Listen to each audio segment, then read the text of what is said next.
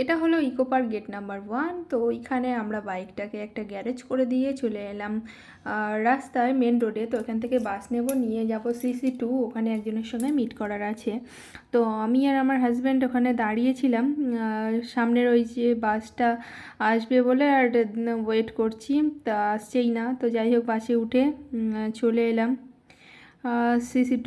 তারপরে রাস্তার অপোজিট সাইডে যেহেতু নেমেছি, অনেকটা আগে নেমে পড়েছিলাম, তো সিগন্যাল থেকে ওখানে ক্রসিং আছে, ওখান থেকে রাস্তার অপোজিট আসতে হবে। তো অনেকটা দেখলাম হাঁটতে হবে, তো আমি আর ও হেঁটে হেঁটে হেঁটে হেঁটে আসছি।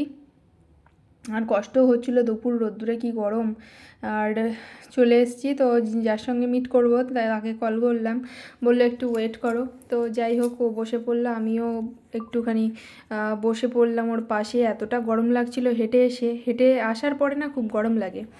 তারপর যাই হোক, কাজ সব মিটিয়ে, যার সঙ্গে আলাপ হলো তার সঙ্গে মিটিয়ে দরকার, তারপরে আবার ফের ওনার পার্সোনাল কার ছিল, তো বললো কি চলো তোমাদেরকে ড্রপ করে দিই, যেহেতু আমরা বাইক নিয়ে আসিনি।